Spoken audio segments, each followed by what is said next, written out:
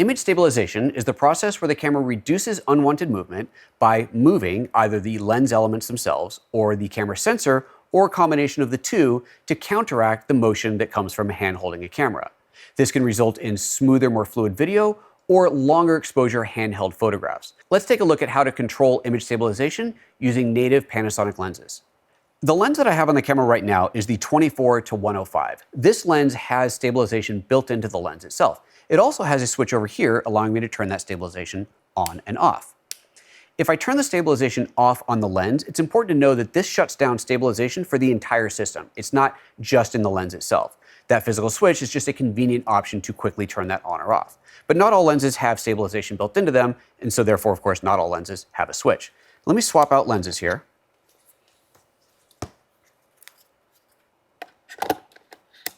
This is the Panasonic 20 to 60 millimeter lens, which does not have stabilization built into the lens itself, and therefore no switch. So let's jump into the menu.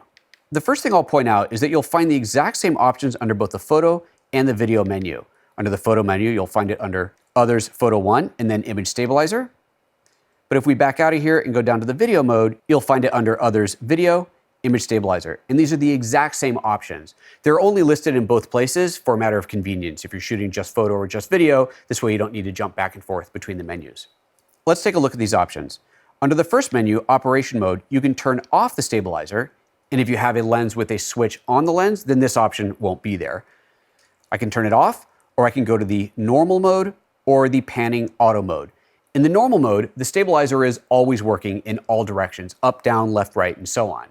In the auto mode, however, if I switch it over to auto panning, then the camera will automatically detect if I am panning the shot, meaning horizontal movement, and turn off stabilization for that direction. What you don't want is for the sensor to be fighting you as you're trying to move to track a subject. And this works whether you're holding the camera in landscape mode or vertically in portrait mode. I'll leave it in the auto mode. Next is when to activate. You can choose to have stabilization always on or only when you press the shutter halfway. That's up to you. The next three modes all say video next to them as they're unique to video. I want to show you something else though. I'm going to switch the camera into video mode. And you'll notice now that some of these options are no longer available. First of all, I no longer have the auto mode for panning because when you're shooting video, you're likely moving the camera around and you don't want the stabilizer fighting against you.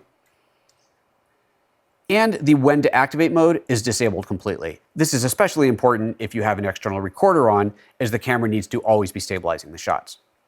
Let's go through these other options. E-Stabilization for video can be turned on or off.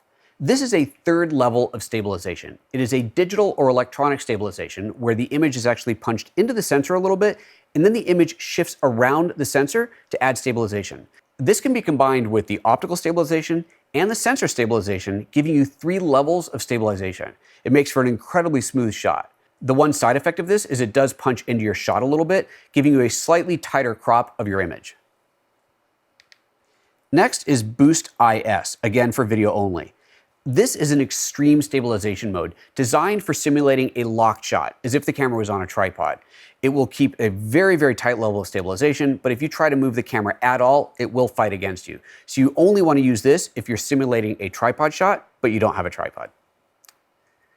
Next are the anamorphic video options. Whether you're shooting with native anamorphic lenses or with an anamorphic element that you mount onto a native Panasonic lens, you will need to set these anamorphic stabilization options. And we talk more about those in a video dedicated to anamorphic lenses. And those are the options you have for image stabilization with native Panasonic lenses. Panasonic.